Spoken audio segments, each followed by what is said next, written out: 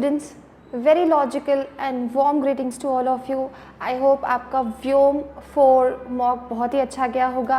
Let's begin with English analysis. चलिए आगे बढ़ते हैं.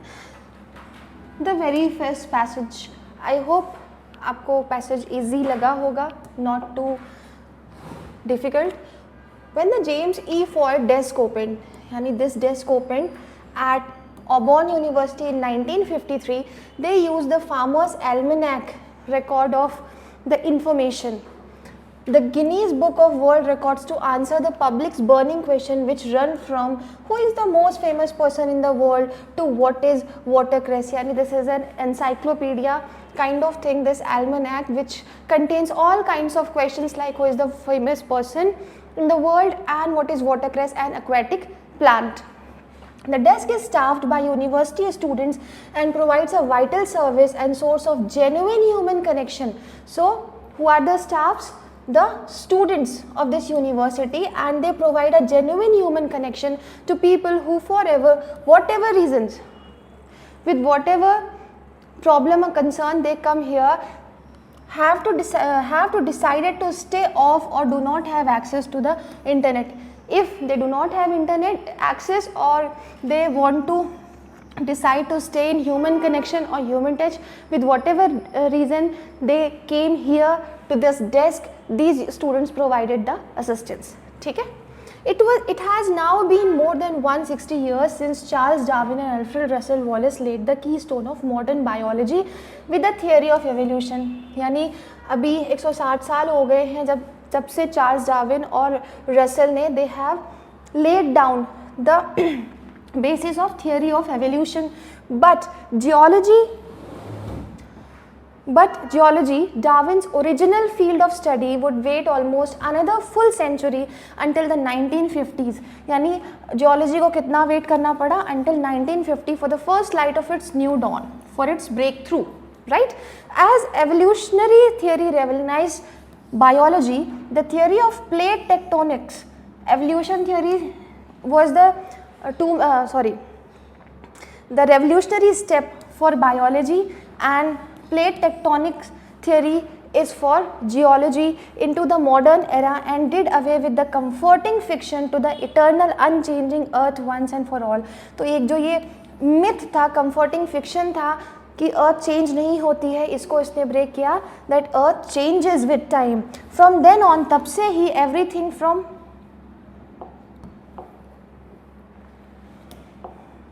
The distribution of earthquakes and volcanoes around the globe to the heights of the Himalayas and parallel peaks and valleys of America basin and range could be explained as the facets of same underlying theory. So under the theory of this plate tectonics, all these phenomena can be explained. So this was the revolutionary step for geology. ठीक है, चलिए आगे बढ़ते हैं. यहाँ पे उसने बताया, in the first paragraph author is discussing about some help desk that was presented by few students in the university.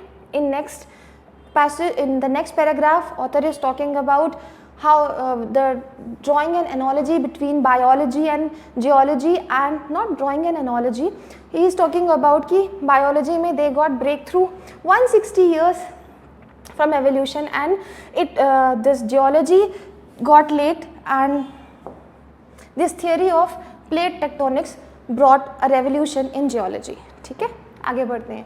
The planet finally began to make sense. The Earth's outermost rocky layer, the lithosphere, is not a solid shell but a jigsaw. क्या कह रहा है कि फिर उसके बाद हर चीज़ it had started making sense. अर्थ की जो outermost layer है, author is comparing with a jigsaw of rocky plates.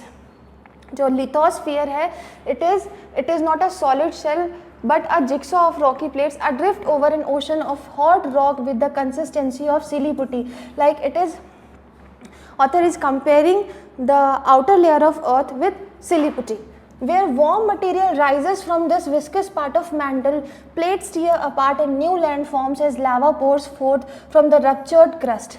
तो कैसे volcanoes in places where hot materials rises from deep inside earth, the plates split and the lava comes out forming the new land. यहाँ पे वो बता रहा है, ठीक है.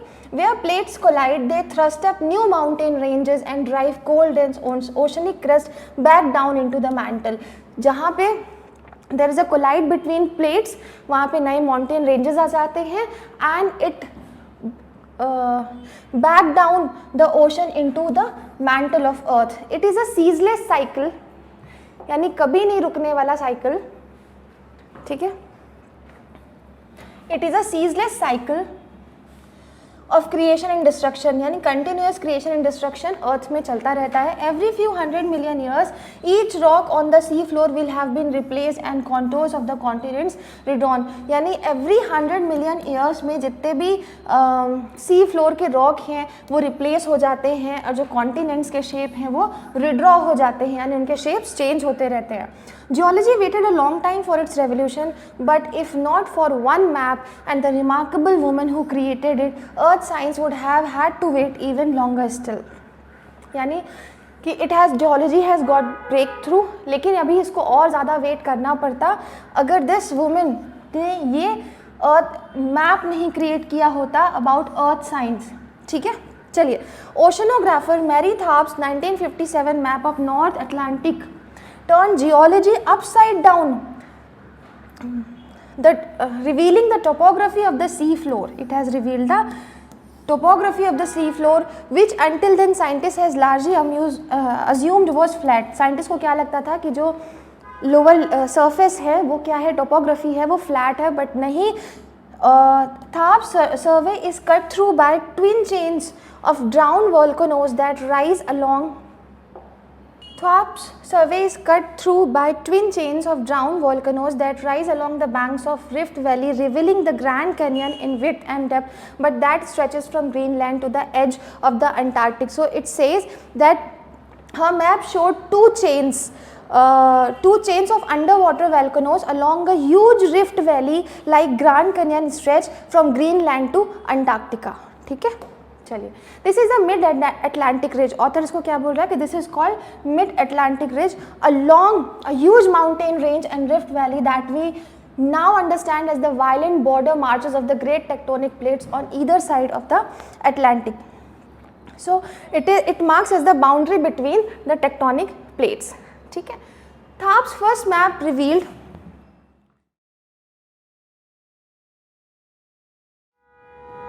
one section of this underwater topography, which she had and her colleague discovered was just one part of larger system. यानी जो फर्स्ट मैप उन्होंने रिवील किया था, it was just one part of larger system of mid ocean ridge encircling the globe. Between 1952 and 1977, Thorpe and her colleague Bruce Heaton would go on to the chart the entire sea floor, revealing this world-spanning ridge in its entirety of the first time and connecting it to rift valleys on land like the East African Rift. इसमें क्या बोल रहा है? That from 1952 to 1977, Thorpe and Heaton mapped the entire sea floor, showing the full ridge system and how it connects to land rifts like East African Rift. However, the 1957 North Atlantic section was enough eventually to convince geologists to entertain the possibility that continents were moving, a controversial idea that for decades had been widely dismissed as scientists hocus pocus. The plate tectonic revolution had begun. तो finally author क्या कह रहा है last line में, that but even the 1957 map was powerful enough to convince scientists that continents move, the theory many had rejected before as completely nonsense. This was the start of plate tectonic revolution in science. ठीक है, I hope आपको पैसे समझ में आ गया होगा. आगे बढ़ते हैं.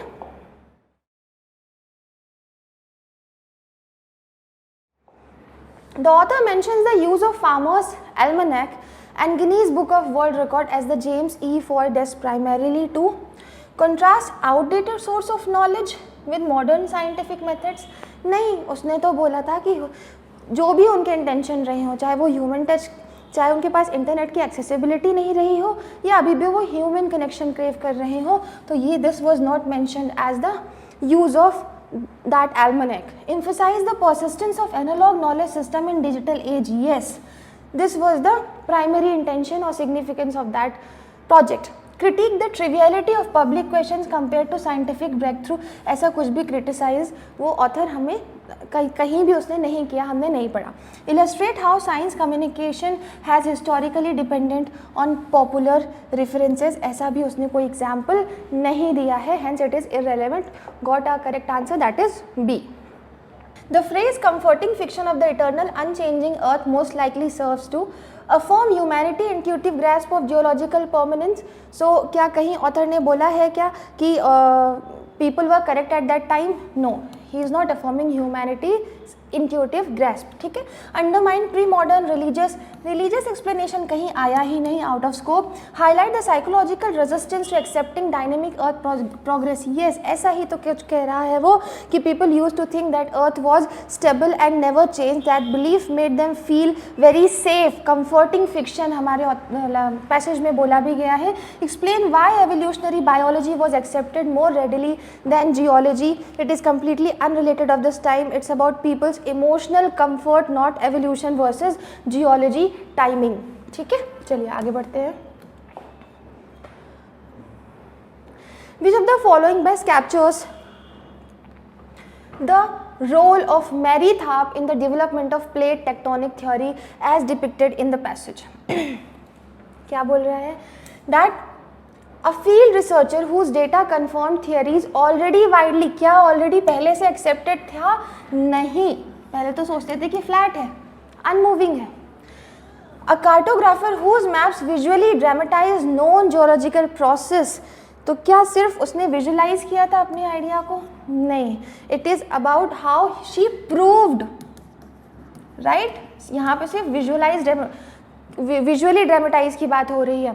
अ pioneering scientist whose work catalyse a foundational shift in geological understanding. Yes, ऐसा ही कुछ तो हमारा पैसेज बोल रहा है, जिसमें वो कह रहा है the passage says that Tharp sea floor map change the way scientist saw the earth. Right, चलिए. A collaborative academic who extended the work of Darwin and Wallace. ये तो बायोलॉजी में था, हम जियोलॉजी का क्वेश्चन कर रहे हैं, तो it is completely irrelevant. The author description of Earth's lithosphere as a jigsaw of rocky plates adrift over an ocean of hot rock with the consistency of silly putty serves what rhetorical purpose? वो जो comparison या analogy author draw कर रहा है, उसका क्या purpose है? To critique the scientific inaccuracy of older geological metaphors. क्या वो ऐसा कह रहा है? No, he is not criticizing any science. Old science को वो बिल्कुल भी criticize नहीं कर रहा है. To simplify complex geophysical dynamics through vivid analogy. Yes, the earth structure is hard to imagine, right? And the crust is like jigsaw puzzle and it floats on soft rock like silly putty. This comparison helps reader easily picture. क्या करने में मदद कर रहा है? Easily picture the surface of the earth, making it the correct option. To emphasize the artistic nature of geoscientific mapping, is it related to some aestheticism और ये किस art? No. To introduce skepticism about the reliability of tectonic models, वो कहीं पे disbelief नहीं present कर रहा है, rather वो उसको praise कर रहा है. ठीक है, he is not casting any doubt on that particular theory. चलिए आगे चलते हैं. What is the most reasonable conclusion that can be drawn from the given passage? क्या हम conclusion draw कर पा रहे हैं? The theory of evolution was immediately accepted. कहीं भी हमारे passage में नहीं लिखा था कि it was immediately accepted. While the theory of evolution revolutionized biology in the 19th century, geology did not experience a comparable paradigm shift until much later in the mid 20th century. यही तो बोला गया है, right? कि 1950s में breakthrough मिला geology को. Charles Darwin contribution to geology, he was related to biology, not geology. The development of geology as a scientific field was entirely dependent on advances in, no, both the sciences were not interconnected or interlinked at all according to the passage. ठीक है, चलिए आगे चलते हैं. Coming to passage 2. When it comes to social climbing, it's not who you know or how many people you know, it's about knowing who knows whom research suggests. तो author क्या कह रहा है? रिसर्च क्या बताती है कि हम सोसाइटी में कितना ऊंचा जाते हैं, इस पर डिपेंड नहीं करता है who you know, कि आप किसको जानते हैं, और how many people you know, किसको जानते हो और कितने लोगों को जानते हैं इस पर इससे फ़र्क नहीं पड़ता. It's about knowing who knows whom, the interconnections, कि कौन किसको जानता है. ये this is the factor which will help us in social climbing. Experts studying social connections made by first year university students, social connection जो पढ़ रहे थे by first year university students से, those who ended up with most influence were not necessarily the most popular, but those who had good idea early on about who belong to which clique और community. यानी जो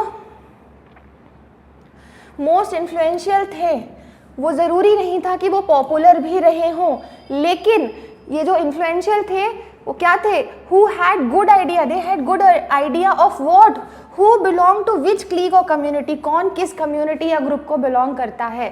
having friends help, but social influence isn't just about who you know. Friends help, friendship help, लेकिन social influence is not just about कि आप किसको जानते हो, it's also about what you know, आप क्या जानते हो about the rest of your social network, said Isabella, first author of the study from Stanford university in California. ठीक है, यहाँ तक बात समझ में आ गई कि कितनों को जानते हो या कौन आपके दोस्त है इससे फ़र्क नहीं पड़ता है, लेकिन किससे फ़र्क पड़ता है, what you know about the rest of your social circle. ठीक है. Writing in the journal Science Advances, the US researcher report how they asked 187 students to complete survey about who they were friends with at 6 different points during the first year at university. एक सर्वे किया गया जिसमें एक साल के अंदर 6 बार अलग अलग टाइम पे उन पर्टिकुलर सब्जेक्ट से पूछा गया 187 स्टूडेंट से कि उनके who they were friends with, उनके दोस्त कौन हैं at 6 different point of time. ठीक है. The team used the results to map the connection between individuals and how these change with time. अभी ये जो उनके पास रिजल्ट आया वो उससे उन्होंने क्या देखा कि how they mapped the connection between individuals, की व्हाट वर द कनेक्शन, वो जो 6 बार अलग अलग टाइम पे उन्होंने. So the team use the results to map the connection between individuals and how these change with time. तो what did author do, that the researcher created a map of friendship and tracked how relationship change over the year. ठीक है, आगे चलते हैं.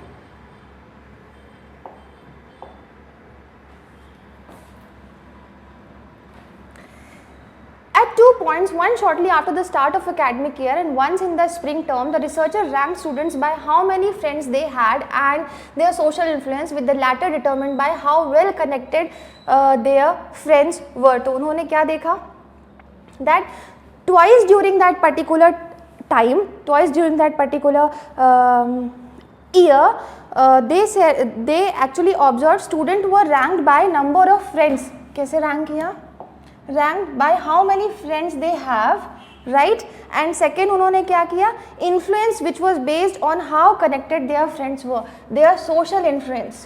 ठीक है, किस पे बेस्ड था कि how well connected their friends were. The researcher also asked each participant if they knew whether given pairs of students were friends. The results revealed the number of friendship people reported changed little over time. Result ने क्या reveal किया कि number of friendship people reported change little over time, यानी with passage of time their friendship, their nature of friendship change. However the friendship between individuals and people's level of influence shifted. Friendship between individuals and people's level of influence shifted with time, मतलब it is not constant, it is continuously changing with time. Popularity does not really change over the course of year. Popularity नहीं बदली. What changes dramatically is the people. क्या बदला, people who were the most influential early on were no longer most influential by the end of year. जो शुरुआत में influential थे वो आखिरी तक influential नहीं रह गए, यानी ये this factor changes. People who don't ask me question why are कहाँ गया, this shifting network, the researchers said, became more stable as the academic year went on.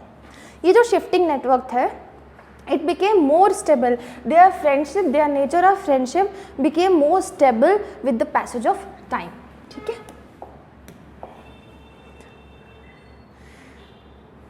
Flint Hall said it is not clear what made people influence early in the study, but the students who rose to become the most influential by the end were those who had early insights about how all their peers were connected.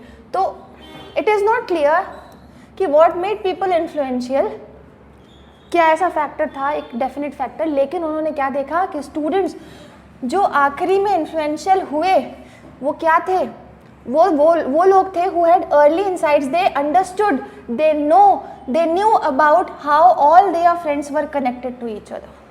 ठीक है, to become influential you need to know who is friends with whom and you need to have a bird's eye. यानी this idea is, आप देख रहे हैं कि बार बार हमारे passage में रिपीट हो रहा है, एम्फसाइज हो रहा है, you need to have a bird's eye view of how people cluster into different social groups or cliques, कि कैसे लोग अलग अलग ग्रुप या कम्युनिटी में इकट्ठे होते हैं. Individuals, she said, can use that knowledge to become more influential. कौन सी knowledge? How their peers are connected, या who is friend with whom. This particular knowledge can actually help to become more influential. For example, by making new friends or being an effective matchmaker. It is only after becoming influential that people develop more detailed knowledge about individual friendship. पहले know who are friends with whom, who belong to which community, and that particular knowledge will actually help to draw individual friendship. Knowing about your network predicts becoming influential over time more so than just having lots of friends. यानी knowing about your peers is more important than just having lots of friends. So social knowledge seems to be a key. Social knowledge seems to be a key first step toward becoming better connected in your network. ठीक है, एक ही idea बार बार repeat हुआ है. I hope आपको पैसे समझ में आ गया होगा. नाउ आपके सारे आंसर्स इसी आइडिया या इसी कंक्लूजन के अराउंड रिवॉल्व होने चाहिए and you will be getting your correct answer. चलिए आगे चलते हैं. What can be inferred about the tone and style from how the researcher described influence and network stability in the passage? देखते हैं. The tone is informal and conversational. बिल्कुल भी नहीं informal and conversational नहीं है, कोई भी slang use नहीं हुआ है, तो ये तो गलत हो गई. The tone is objective and analytical with a style that is precise, clear and focused. Yes, lots of reports, survey, experiment, journal, सारी चीज़ों की बात हुई है. तो yes, the tone is objective and analytical. And finally, the conclusions drawn from those reports या those surveys, उसके basis पे author एक conclusion दे रहा है. तो the tone is highly emotional and persuasive. No, it is not emotionally charged. Personally ऐसा personal illustrations या ऐसा narration author ने हमें नहीं दिया है. The tone is humorous and sarcastic. बिल्कुल भी नहीं, कहीं भी humor और sarcasm हमको देखने के लिए नहीं मिला. It is purely objective and analytical. Moving on to the next question. Why do early insights into social connections matter more than popularity according to the passage? Because being popular guarantees long term. नहीं, उसने बोला कि popularity doesn't guarantee being influential या long term influence. ठीक है. Because knowing who is connected to whom allows individuals to strategically navigate, adapt and to leverage the social network, thereby increasing their influence over time even if they do not have the highest number of friends initially. Yes, this is the idea that has been emphasized by author again and again in the passage. Because social network among university students are fixed. No, social networks were never fixed. So early knowledge about friendship is irrelevant. Nahi, early knowledge of friendship is not irrelevant at all. Because popularity is always determined by the number of friends and social awareness plays no role in social awareness plays a very significant role in social influence. So this is also irrelevant. So we have got the correct answer, that is B. What can be inferred about the process of becoming influential within a university social network based on the passage? ठीक है, ठीक. It is largely a matter of luck. कहीं भी luck की बात नहीं कही गई है. Out of scope, irrelevant. It depends more on strategic social awareness and understanding of group. Strategic social awareness, understanding of simply increasing. Yes, ऐसा ही तो वो बोल रहा है. Again, you see the particular answer is revolving around the conclusion of a passage. It is determined by solely, extreme word, by the ability of maintain. नहीं, it is unrelated to one's knowledge about the, it is very much related, contradicting what conclusion is saying. So we have got the correct answer, that is B. Next question. Which of the following statement is not true according to the passage? The number of friendship students reported remained relatively stable over the time. Which is not true. The number of friendship students reported remained relatively stable over time. हाँ, उसने यही तो बोला कि number of friends remained same, somewhat same. हाँ, individuals change होते गए. ठीक है, तो yes, it is true. The individuals who were most influential early in the year retained their influence. Just उल्टा बोल रहा, they did not retain their influence, rather कि they lost their influence by the end of the year. So it is not true according to the passage. So yes, this is the correct answer. Students who understood how their peers were connected became more influential. Yes, it is true according to the passage. Social network among first year students became more stable as a, हाँ यही तो बोला गया था कि with passage of time the social network became more stable. ठीक है, तो correct answer is B. B is not true according to our passage. Next question. Which of the following best captures the central theme of the passage? First, the stability of social network is determined by the number of friends one has. ऐसा बिल्कुल भी नहीं बोला है कि number of friends, rather उसने बोला है कि who knows you when you know the community or the clique or the group.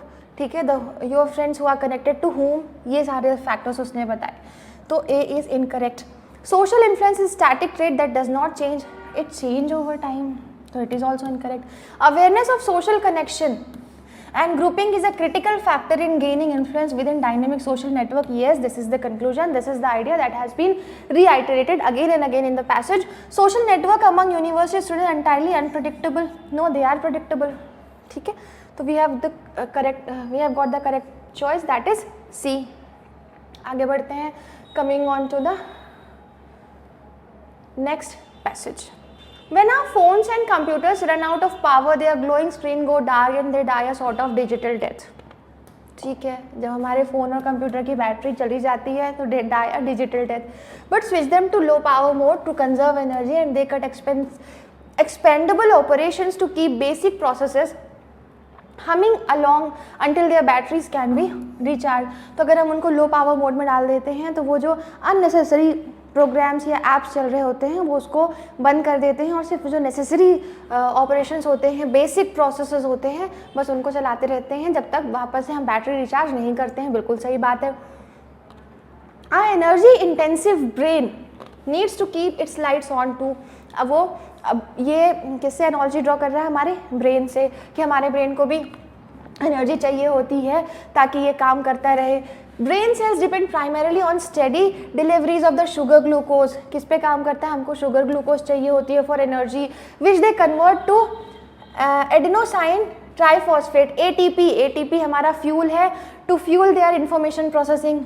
ये हमारे लिए फ्यूल का काम करता है to keep our brain working. When we are little hungry और our brain usually don't change its energy consumption much. जब हमको माइल्डली हमको भूख लगती है तो हमारा ब्रेन ज़्यादा फंक्शन को चेंज नहीं करता है, कंजम्पशन को चेंज, एनर्जी कंजम्पशन के फंक्शन को चेंज नहीं करता है. But given that humans and other animals have historically face the threat of long periods of starvation, लेकिन जो ऐसे ह्यूमंस और एनिमल्स जो लंबे समय तक भूखे हैं, स्टार्वेशन के पीरियड में है, sometimes seasonally scientist have wondered whether brains might have their own kind of low power mode for emergencies.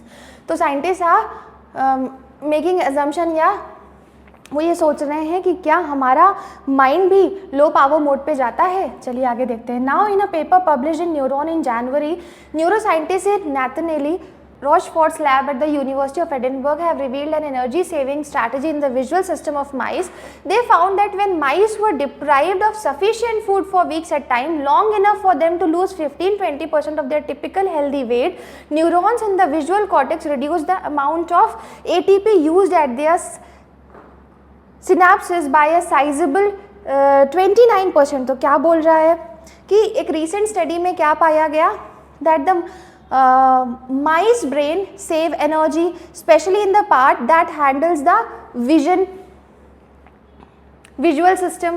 ठीक है, and जब उनको खाना नहीं मिलता, और when mice were not fed properly for weeks and they lost lot of weight, their brain cells used 29% of less energy यानी less ATP in visual cortex, the part of brain that process the sight, ठीक है. But the new mode of processing came with a cost to perception. It impaired how the mice saw details of the world. तो जो लेकिन this energy saving mode reduced how clearly the mice could see. Their vision became worse. ठीक है, चलिए आगे बढ़ते हैं. Because the neurons in low power mode process visuals signals less precisely, यानी कि अब न्यूरॉन्स जब लो पावर मोड में चले गए तो उनको कम या उतना क्लियरली ब्लरी विजन हो गया. The food restricted mice performed worse on challenging visual task में those mice perform really bad. What you are getting in this low power mode is more of a low resolution image of the world. यानी अगर आप लो power mode में हो तो 2 KB की बस picture मिल रही है, हाई रेजोल्यूशन में नहीं मिल रही है.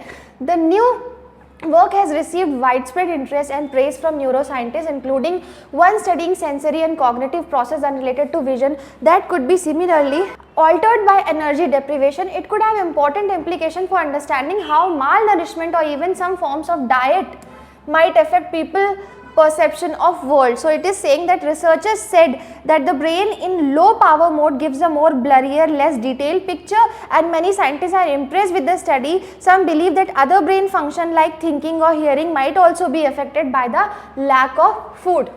ठीक है, सेंसरी और कॉग्निटिव प्रोसेस भी अफेक्ट करेगा in the lack of food. ठीक है, अब आगे क्या बोल रहा है ये. It also raises question about widespread use of food restriction to motivate animals in neuroscience studies. कि जब हम food restrict कर देते हैं for some studies, the possibility that researchers' understanding of perception and behavior has been distorted by studies of neurons in suboptimal lower power state. ठीक है, वो क्या बोल रहा है कि it also makes us question कि if animal studies that use hungry animals are accurate, maybe they studied animals जिनका brain low power mode में काम कर रहा था और misleading results उनको मिल रहे थे. ठीक है, if you ever felt that you can't focus on task when you are hungry or that all you can think about is food, the neural evidence backs you up. Work from a few years क्या कह रहा है कि if you ever felt distracted or unable to focus when hungry, scientist supports this feeling, right? और क्या बोल रहे हैं वो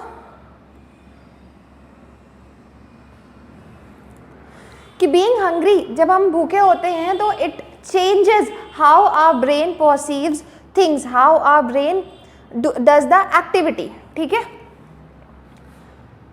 we can't focus on task. The neural evidence backs work from a few years ago confirmed that short-term hunger can change neural processing and bias our attention in ways that may help us find food faster. वो क्या कह रहा है कि work from few years ago has confirm किया है कि अगर जो short-term hunger होती है that can actually change our neural processing, brain processing or bias our attention, distract our attention, which can help us to find our food faster.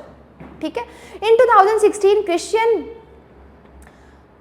neuroscientist at the University of Michigan and his colleague found that when mice viewed an image they associated with food, an area their visual cortex showed more neuronal activity if they were hungry. After they ate that activity decreased. तो आगे क्या बोल रहा है कि एक study की गई एक हंग्री माइस पे जिसमें ये दिखाया गया कि ब्रेन एक्टिविटी का रिस्पॉन्स क्या था जब उसने इमेज देखा that was linked to food. तो that was actually brain showed more activity when an image of food was shown to a hungry mice, and जब उसने खाना खा लिया तो that activity was not shown by the brain. ठीक है, similarly imaging studies on humans have found that pictures of food evoke stronger responses in some brain areas when the subject are hungry compared to after they have eaten. तो जब हम भूखे होते हैं और हम खाने के इमेज को देखते हैं तो हमारा ब्रेन ज़्यादा एक्टिव होता है, ज़्यादा स्ट्रॉन्गर रिस्पॉन्सेज देता है एज कम्पेयर टू कि जब हम खा लेते हैं. ठीक है, यानी कि वो जो डोमिनोज़ का या स्विगी का नोटिफिकेशन पॉपअप होता है जब आप भूखे होते हो, तो आपका माइंड बहुत तेज़ी से उसकी तरफ रिस्पॉन्ड करता है एज़ कम्पेयर टू जब आपका पेट भरा हुआ है, तो यू जस्ट उस नोटिफिकेशन को आप बिल्कुल भी ध्यान नहीं देते हो। ठीक है, यही बात बोल रहा है वो। चलिए आगे चलते हैं। What is the main finding of study conducted by neuroscientists at the University of Edinburgh? क्या है? Hunger increases brain activity, improving perception. नहीं भाई, hunger decreases brain activity. Neurons in the visual cortex reduce energy use in response to prolonged food deprivation. Yes. माइस पे जो उन्होंने experiment किया तो क्या पाया कि उनका ब्लरी विजन हो गया है। Mice with restricted diets perform better, नहीं, they did not perform good. ATP production increases in the brain during starvation, actually it decreases. ये हमारा फ्यूल है और जब हमको बहुत ज़्यादा भूख लगती है तो हमारा ये फ्यूल कम हो जाता है, तो it not increase, it actually decreases. ठीक है, चलिए आगे चलते हैं। Next question, what is the consequence of the brain entering a low power mode? जब वो लो पावर मोड में ब्रेन चला जाता है तब क्या होता है?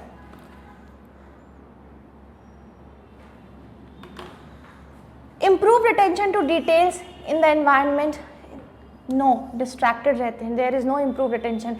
Enhanced ability to find food, ability to find food ऐसा उसने नहीं बोला. Increased precision in processing, अब आप बोलोगे कि वहाँ पे एक लाइन मैम पढ़ा था, वहाँ पे फाइंड फूड की बात हो रही थी, उसने ये कहा था कि जब भी आप फूड की इमेज देखते हैं तब आपका ब्रेन रिस्पॉन्स ज़्यादा दिखाता है, एक्टिविटी ज़्यादा दिखाता है, ना कि भूखे रहने पर आपका दिमाग आपको खाना जल्दी ढूंढवा देता है। ठीक है, कहाँ गया? Decrease precision in processing visual information, यही तो बोला। ठीक है, तो C is the correct answer. Increase ATP production, no, decrease ATP production. ठीक है, आइए चलते हैं आगे। What does the passage suggest about the use of food restriction in neuroscience studies? क्या बताता है? It helps researchers study optimal brain function. क्या ये optimal brain function? No, food restriction doesn't help us study the brain in optimal brain function, because उसका तो जो response होता है, एक्टिविटी होती है, वो डिक्रीज हो जाती है। It may distort findings, yes, यही तो कह रहा है कि अगर वो लो पावर मोड में होगा तो जो एक्यूरेट रीडिंग्स होंगी वो मिसलीडिंग होंगी, वो एक्यूरेट नहीं मिलेंगी हमको। It ensures that animals remain focused on tasks, no, they are distracted. It has significant impact on scientific. It has no significant, नहीं, it has significant impact. So we have got the correct answer, that is B.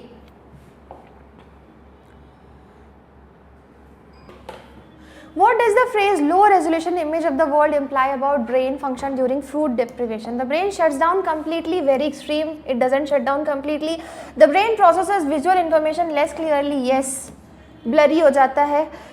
Hunger increases a person's ability to focus on details. नहीं, बिल्कुल नहीं. Starvation enhances perception to help locate food. Locate food नहीं, it just brain shows more response or activity towards the image of food, not to locate food. ठीक है, चलिए. Which of the following best summarizes the passage? The brain remains unaffected by hunger, very much affected by hunger. Prolonged food deprivation leads to low power mode that reduces visual perception. Yes, पूरे overall passage में यही हमको पता चला है. Hunger improves cognitive performance. क्या हमारी सोचने, समझने, सुनने की शक्ति और बढ़ जाती है? नहीं. Food restriction enhances research accuracy in neurosciences. नहीं, वो भी misleading हो जाती है जब वो low power mode में brain होता है तो. ठीक है, चलिए आगे बढ़ते हैं. Coming on to the passage 4. On weekend in September 1995, a software engineer made a website. ठीक है, it wasn't his first. ये उसकी पहली वेबसाइट तो नहीं थी. At 28, Pierre Omidyar has followed the standard accelerated trajectory of Silicon Valley. He had learned to code in 7th grade and was on track to becoming a millionaire before the age of 30 after having his startup brought by Microsoft. तो इसमें क्या बता रहा है कि this wasn't his this particular person, software engineer, made a website, and it was not his very first website. Rather, has followed the standard accelerated trajectory of Silicon Valley. Means he has followed the fast moving career path common in Silicon Valley tech industry hub, and उसका goal क्या था? To get rich by to retire by 30, right? फिर Now he worked for a company that made software for handheld computers. अब वो he was working for a company जो portable computers, handheld computers बनाते थे, which were widely expected to be the next big thing. The authors anticipated, these people's anticipation was कि ये अभी इन पे boom आने वाला है, ये बहुत ज़्यादा फ्लरिश करने वाले हैं. But in his spare time, अपने खाली समय में he liked to tinker with side projects on the internet. ठीक है. The idea for this particular project would be simple, a website where people could buy and sell. Buying and selling was still a relatively new idea online. तो उसने बोला कि एक नया में उसने जब अपने खाली टाइम पे उसने एक वेबसाइट बनाया जिसमें लोग आके बेच भी सकते हैं और ख़रीद भी सकते हैं. ठीक है. और ये एक न्यू आइडिया है इंटरनेट पे. In May 1995, Bill Gates has circulated a memo at Microsoft announcing that the internet was the company's top priority. Bill Gates ने बोला कि internet is a top priority. In July, a former investment banker named Jeff Bezos launched an online storefront called Amazon. Jeff ने launch किया Amazon.com bookstore. The following month, Netscape, creator of the most popular web browser, held its initial public offering. IPO पे आया वो. By the end of the first day of trading, the company was worth among 3 billion. क्या बोल रहा है? Was worth almost $3 billion despite being unprofitable. This company was not making any much profit, but by the end of the day of trading, उसकी कितनी कीमत लगी? $3 billion. ठीक है. Wall Street was paying attention. The dot-com bubble was starting to inflate. This internet was starting to boom. ठीक है. चलिए आगे चलते हैं. If the internet of 1995 inspired dreams of lucrative future, ठीक है, the reality ran far behind. क्या बोल रहा है ये कि if people had big dreams for the internet future, but back then it was still slow and basic. क्या बोल रहा है? The reality ran far behind. They had very big dreams, but the reality was slow. ठीक है. The internet may have been attracting millions of newcomers. There were nearly 45 million users since 1995. 1995 में 45 million users से up to 76% from the years before, but it wasn't particularly user friendly.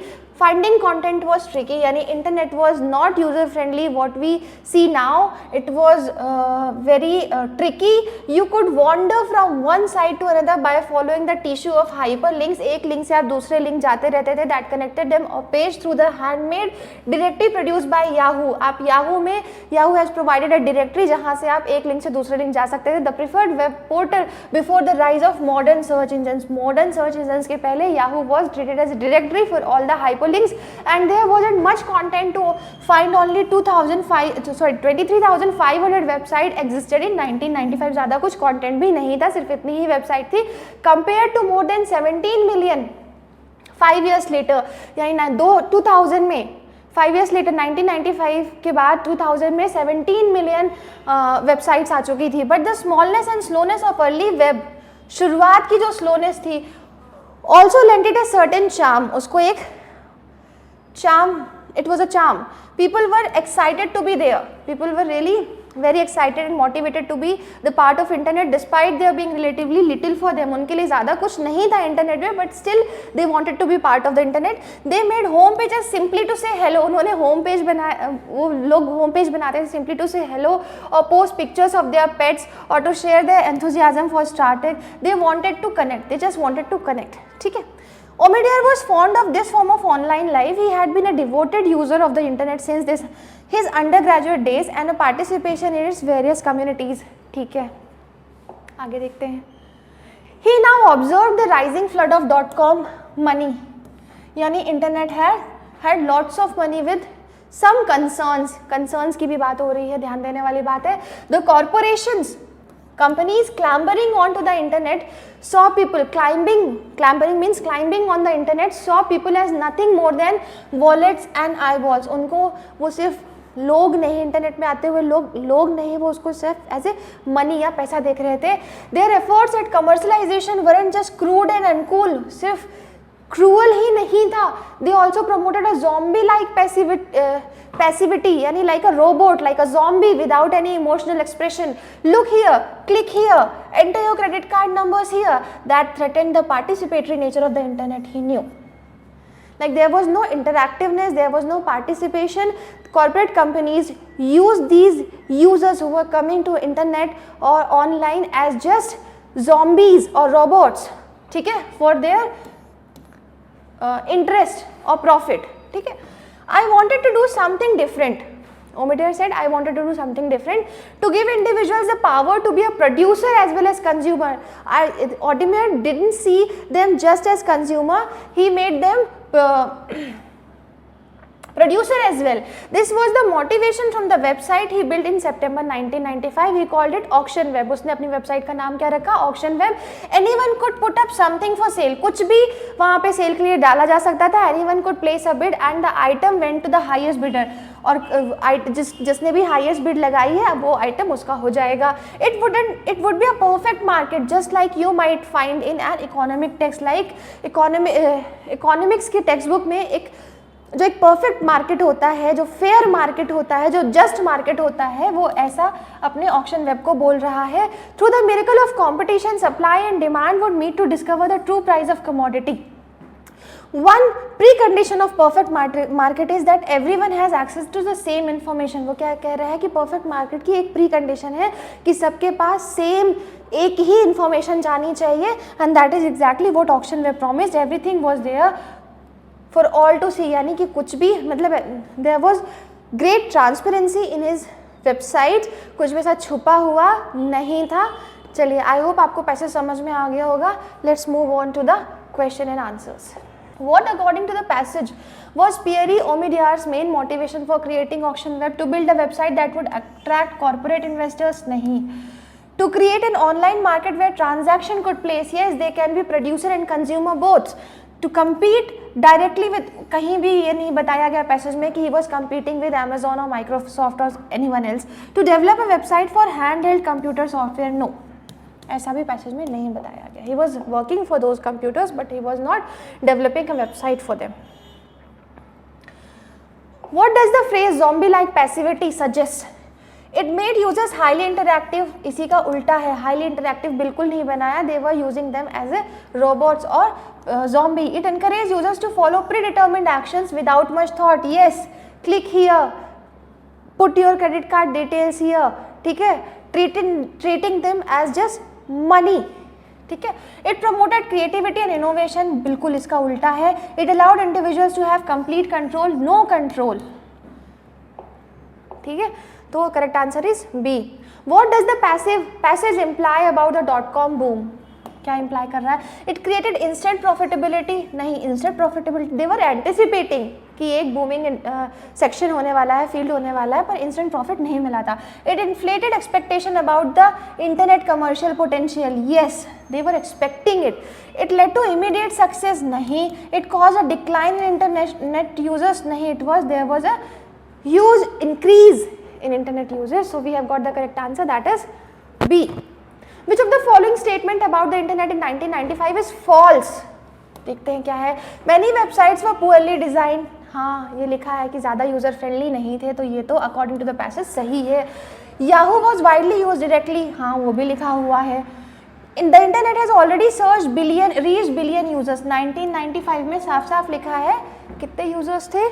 Around 45 million ऐसा कुछ लिखा है, right. तो it was not even near to billion. तो yes, this is incorrect. Internet use was growing rapidly? Yes, this is also correct. So the correct answer is actually C. It does not align with our passage.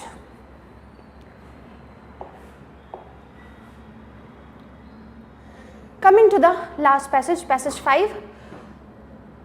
But most Western leaders continue to treat it as just another chapter of unfortunate but ultimately mixed realities of the world to manage. So the very first line, the most Western leaders continue to treat it as just another chapter. It is talking about Western leaders treat the crisis.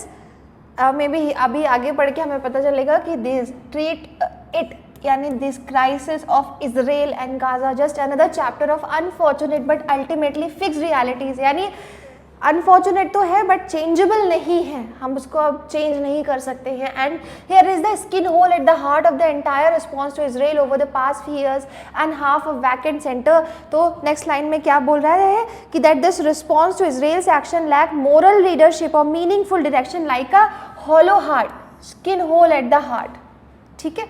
Trump is Trump, Trump being Trump, no one is expecting him to have a coherent, यानी कि predictable, logical, coherent establishment of ostensibly liberal, very clear liberal, reliable custodians of stability and has no moral compass and no care for the norms it constantly claims to uphold. यानी Trump जो constantly claim करता है कि he is upholding the constant claims, the human giving priority to human rights and morality, वो बिल्कुल उसका उल्टा. He doesn't care about the norms at all. ठीक है.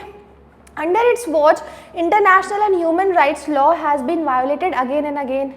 उनकी देख रेख में ह्यूमन राइट्स और international law has been violated again and again in Gaza, West Bank and Lebanon, Syria and now Iran. ठीक है. इन कंट्रीज में it's answer has been to get out of Israel's way. इनका answer क्या है कि either get out of Israel's way, whatever Israel is doing हमें कुछ नहीं बोलना है, और arm it and provided with more diplomatic cover at worse. और इससे भी बुरा क्या, हम और ज़्यादा उनको आर्म्स प्रोवाइड कर देते हैं, एक्सपोर्ट कर देते हैं to make the situation more worse. ये दो चीज़ें उसने बोली. आंसर क्या है इन सब चीज़ों का? ठीक है. Joe Biden's administration set the tone and European government followed. Joe Biden के एडमिनिस्ट्रेशन ने टोन सेट किया और European government is following it. Collectively they have clung on to, these administrators have actually clung on to the status quo of unconditional support for Israel, like status quo, expression of power, state of being in power, of unconditional support for Israel, and in doing so shattered the legal, or when they are these countries or regimes are providing support to Israel, तो वो क्या कर रहे हैं? There is a they shattered the legal and moral conventions that imbued them with any measures of integrity or authority. ठीक है. आगे चलते हैं. And yet they still carry on. वो अभी भी this wreckage is going on. They are not upholding, they are still supporting the Israel, not upholding the norms, and amidst this damage or wreckage.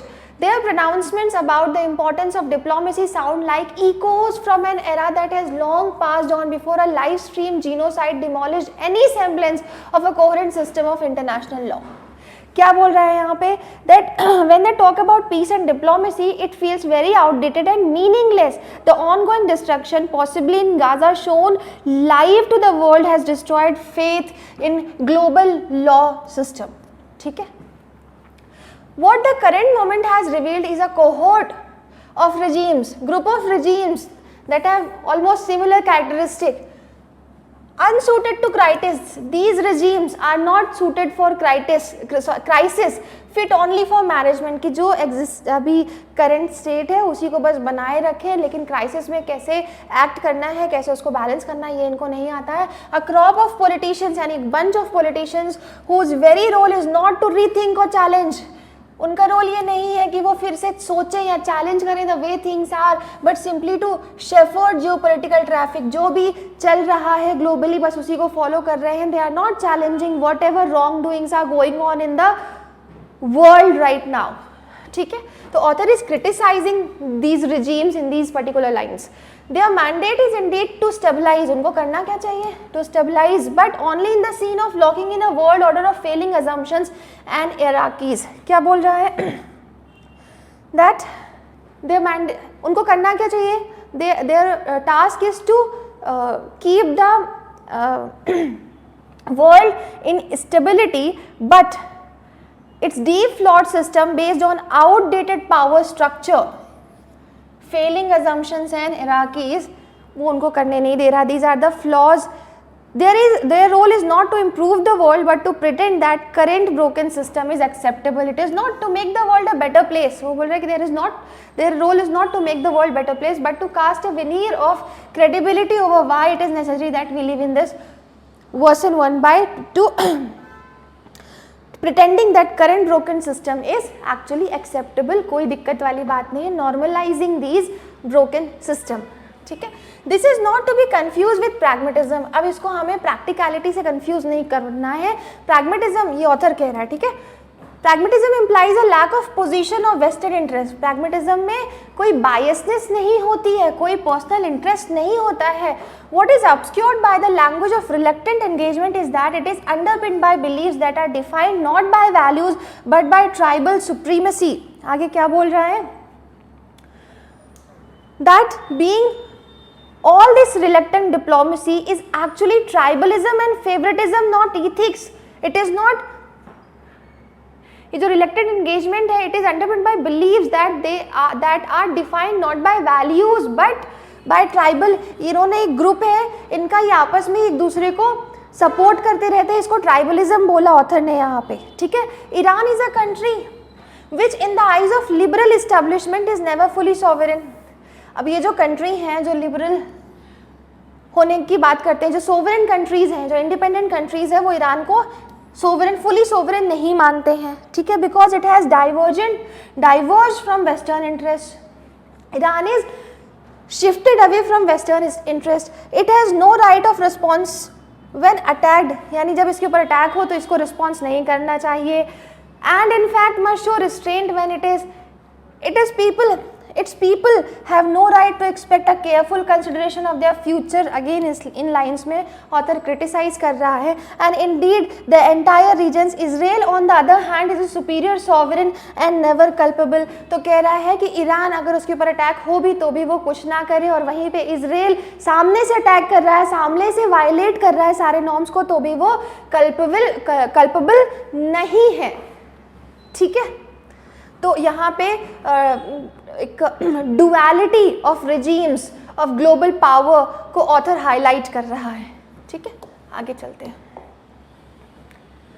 This default position is so naked in its hypocrisy, यानी this hypocrisy is so obvious, so ignorant and so parochial in its world wide view, so clear in its disregard for human life that it represents a colossal erosion of sophistication in political discourse and new low in contempt for the public.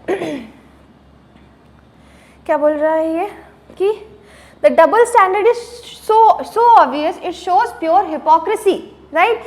The view is narrow minded, ठीक है, parochial, very narrow. The review is very narrow minded and lacking global understanding. It shows a huge decline in the quality and depth of political discussion, ठीक है। colossal erosion यानी massive erosion on the political discourse and new low in contempt of the public. Support for Israel can only be defended by facile, logic-defying references to its right to defend itself even when it is the aggressor and Iran's threat to free world. तो क्या बोल रहा है author यहाँ पे? That only defense left for Israel is using weak and illogical argument. Facile and logic-defying, illogical argument. क्या argument देता है? Like it's defending itself. अगर वो वॉर कर रहा है तो Israel is defending itself and people justify Israel's violence by calling Iran a threat even when Israel attacked first. Israel ने फर्स्ट अटैक किया, फिर भी ईरान को वो थ्रेट बोल करके उसके एक्शन को वो जस्टिफाई कर रही हैं, ठीक है। Now threat to the free world, forgive me, but is that the same free world that backed unilateral attacks on 4 Middle East territories by Israel, a country whose leader is wanted by the International Criminal Court? Now author is asking question that whether this free world is the same one that supported attacks on other countries. Is it the free world? At this point the biggest threat to the free world is itself, यानी free world ही अपना एक सबसे बड़ा दुश्मन है free world का, which will sacrifice everything to ensure that not a single challenge to its power is allowed to pass. आखिरी में ये क्या बोल रहा है?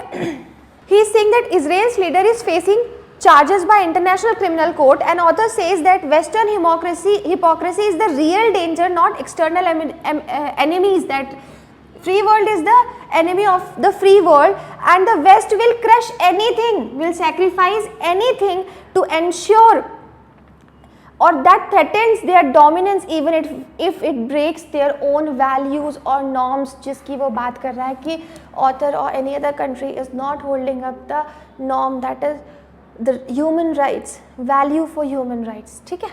The end result is that such leaders are not only irresponsible, ऐसे leader सिर्फ रिस्पॉन्सिबल ही नहीं है, they are unrepresentative, unable and unwilling even to manufacture consent any more, यानी कि वो मैन्युफैक्चर कंसेंट यानी वो प्रिटेंड भी नहीं कर पा रहे हैं कि they are aligning with the people's interest.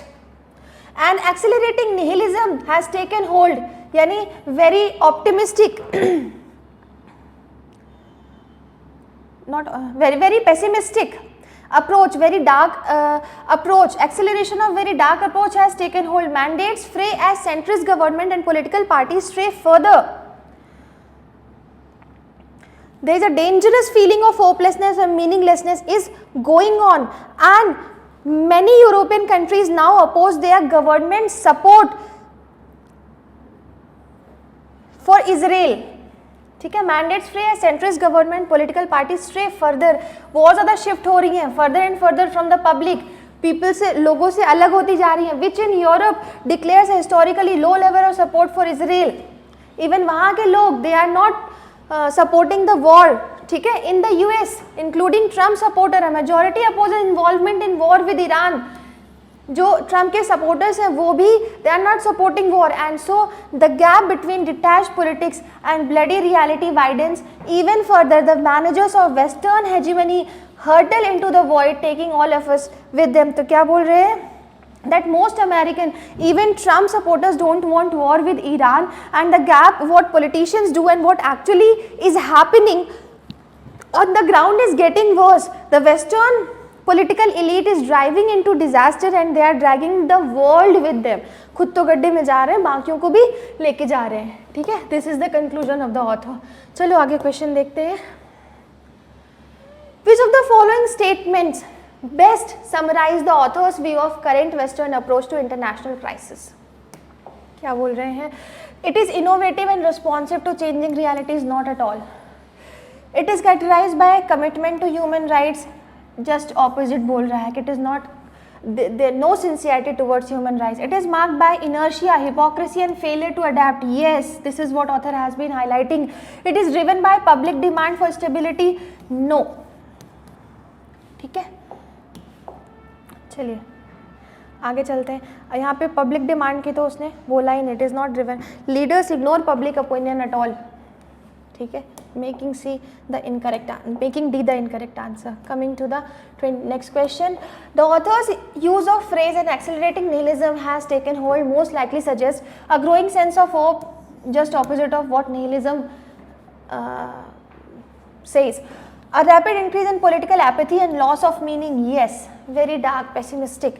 तो B is the correct answer. Deliberate strategy to undermine the public confidence. There is कोई deliberate strategy की बात की ही नहीं गई है. Insignificant. A slow methodical decline.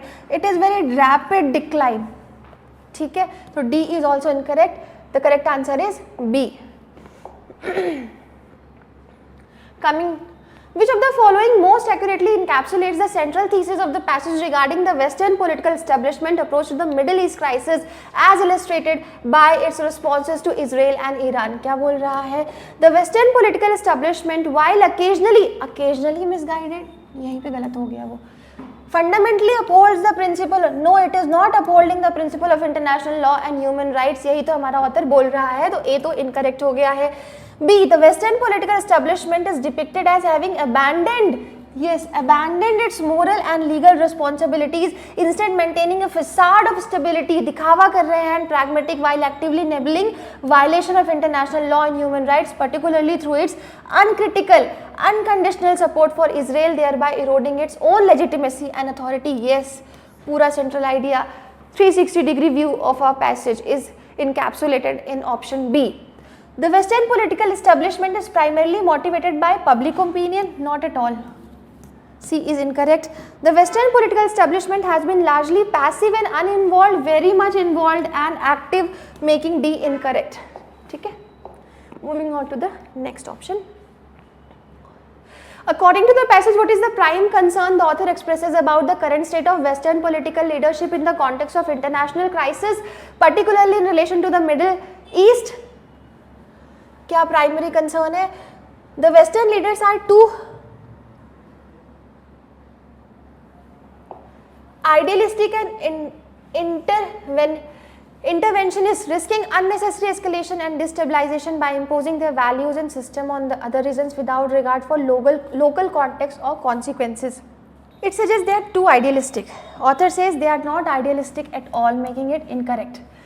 That Western leaders, while appearing to promote diplomacy and stability, have in reality become mere managers of a deteriorating status quo. Yes, lacking the vision, integrity and moral authority to address systemic injustice and are increasingly disconnected from both their own population.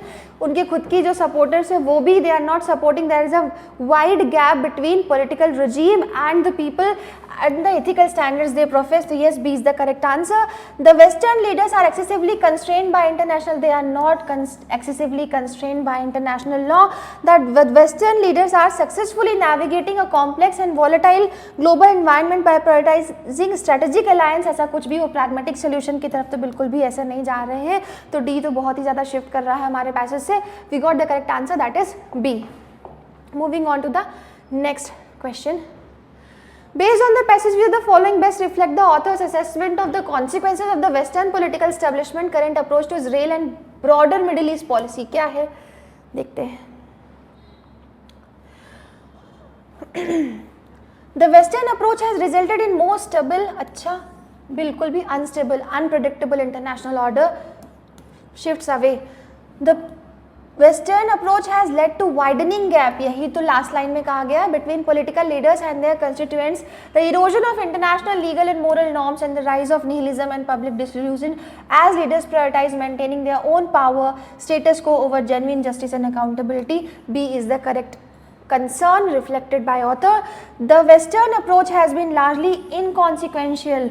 बहुत ज़्यादा consequences हैं उसके and little impact नहीं, very big impact, making C incorrect. The Western approach has been characterized by consistent and principled application of pragmatic diplomacy balancing. बिल्कुल भी it's damaging and dangerous. It is not balancing at all, making the option D incorrect. Completely opposite of passage author का tone. ठीक है, चलिए. तो we have come to an end of the analysis. I hope आपको passage बहुत अच्छे से समझ में आए होंगे, क्वेश्चन के आंसर्स एंड उसके एक्सप्लेनेशंस भी समझ में आए होंगे. Thank you, best of luck for another mock.